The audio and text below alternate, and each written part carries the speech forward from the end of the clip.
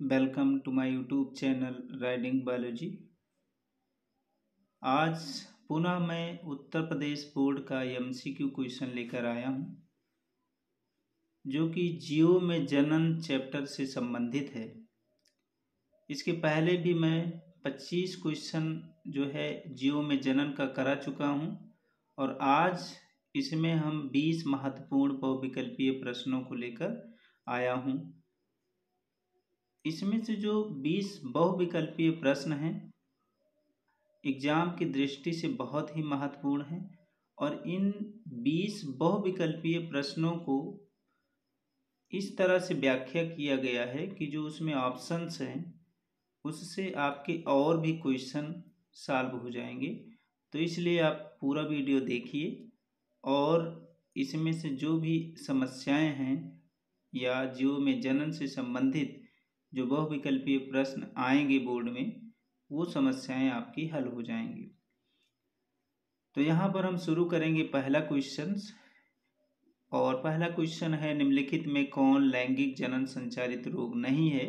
इसमें ऑप्शन है ads, gonorrhoea, syphilis, typhoid.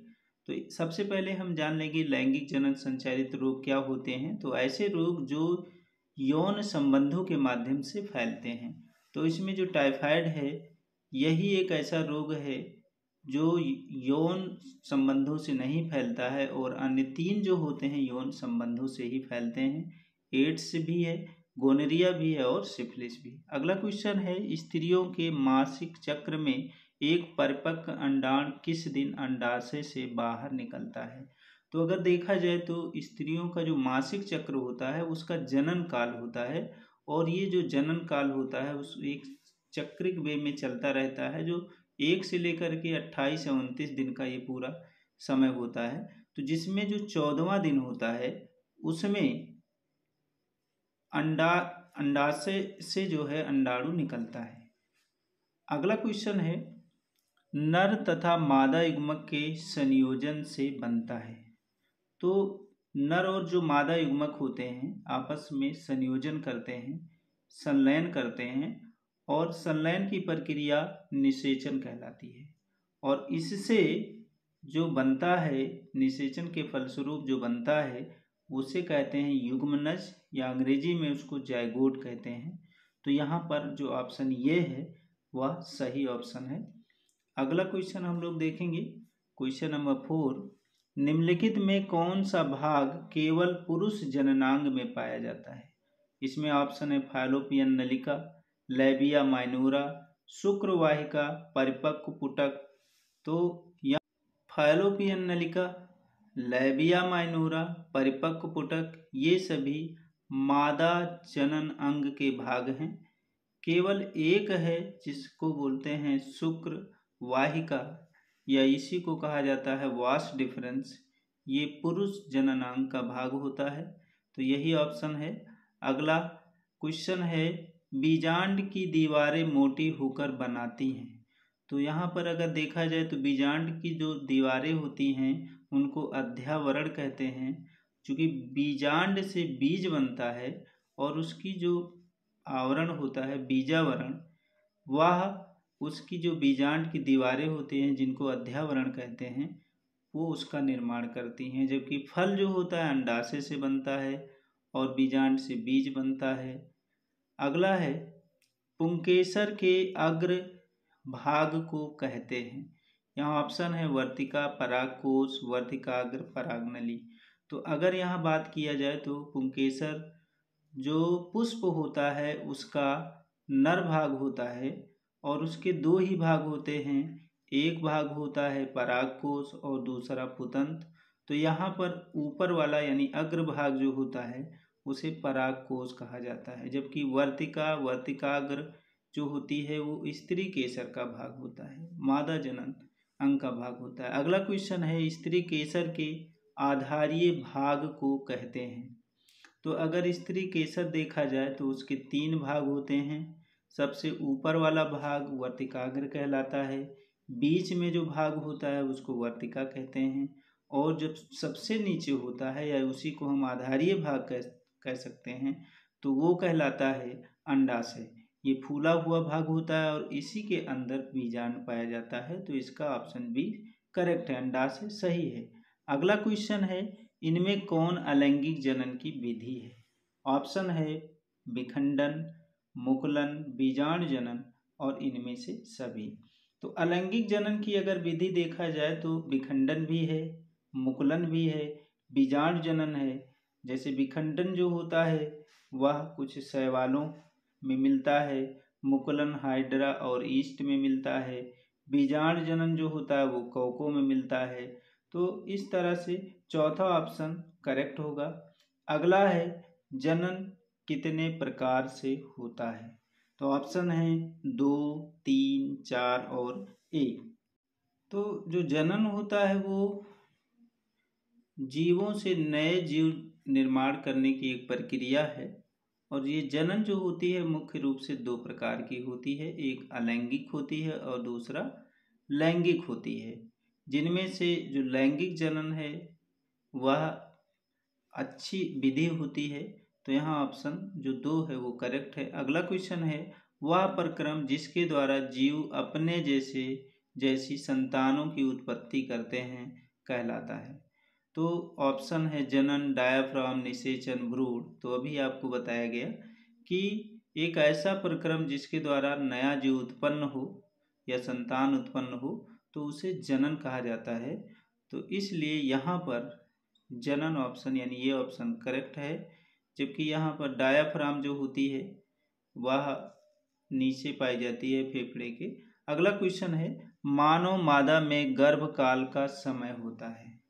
तो अगर गर्भकाल देखा जाए यानी निषेचन के बाद युग्मनज बनता है और फिर वो भ्रूण और भ्रूण से ही विकसित होकर के नए जीव को उत्पन्न करता है। तो ये पूरा ड्यूरेशन जो होता है, जो समय होता है, उसको गर्भकाल कहा जाता है। तो अगर मनुष्य में देखा जाए, अलग अलग जीवों में वैसे अलग होता है, लेकिन मनुष्य में जो गर्भकाल का समय होता है वह 9 माह का होता है। अगला क्वेश्चन है, माँ के रुधिर से पोषण मिलता है। ऑप्शन है भ्रूण को, गर्भाशय को, ग्रीवा को और शुक्राणु को। तो यहाँ पर अगर देखा जाए जो नर और मादा युग्मक मिलते हैं तो उससे युग्मनज बनता है। फिर उसके विभाजन के फलस्वरूप, चूँकि युग्मनज भी एक कोशिका होती है, तो उसके विभाजन के फलस्वरूप भ्रूण बनता है और भ्रूण का विकास होता रहता है। तो पोषण अगर देखा जाए तो माता के रुधिर से भ्रूण को मिलता है। अगला क्वेश्चन है, मादा जनन तंत्र में दोनों अंडवाहिकाएं संयुक्त होकर एक लचीली थैलेनुमा संरचना का निर्माण करती हैं जिसे कहते हैं। ऑप्शन है ग्रीवा, यौन, गर्भाशय, इनमें से कोई नहीं। तो अगर फिगर पे ध्यान दीजिए तो जो अंडवाहिनियां होती हैं फिर जा करके दोनों साइड की अंडवाहिनियां जा करके एक जो है उल्टे नाशपाती के आकार का एक रचना या थैलेनुमा संरचना बनाती हैं और उसे गर्भाशय कहा जाता है। अगला क्वेश्चन है, गन्ना, गुलाब एवं अंगूर के कृषि में किस जनन की विधि का उपयोग किया जाता है?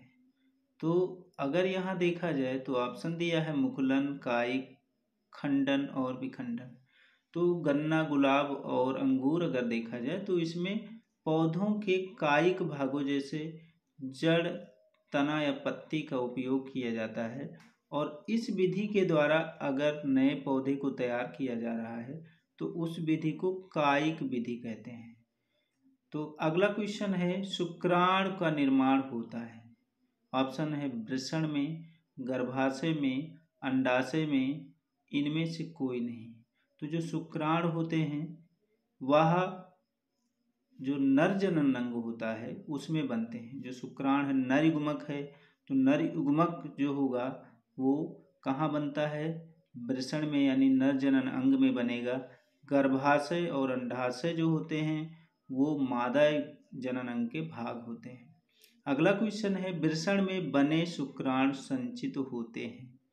तो यहाँ ऑप्शन है शुक्राशय, अधिवृषण, शुक्र वाहिका में, मूत्र मार्ग में। तो अगर शुक्राणु का निर्माण देखा जाए तो वो वृषण में होता है।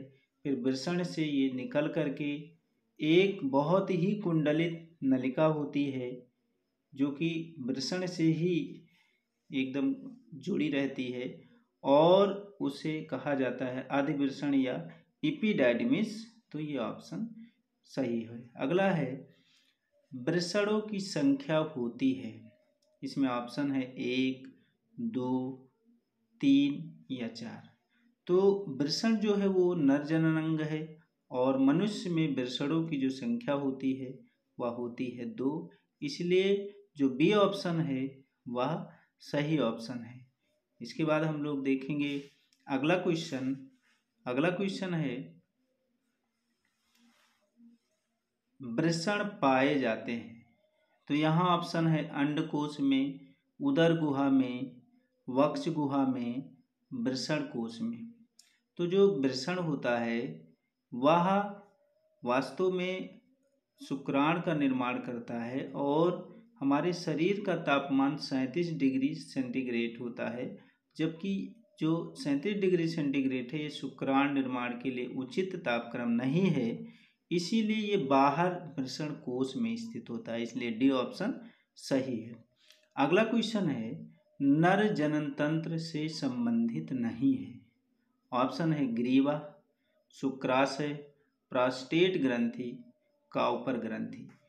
तो यहाँ पर अगर देखा जाए तो शुक्राशय जो होता है, प्रोस्टेट ग्रंथि होती है और काउपर ग्रंथि, ये नर जनन अंग से संबंधित जो है ग्रंथियाँ होती हैं जो कुछ स्राव बनाती हैं और ये जो सीमेन का निर्माण करती हैं, जिसलिए ग्रीवा ऑप्शन यहाँ पर सही होगा, वो मादा जनतंत्र का भाग है।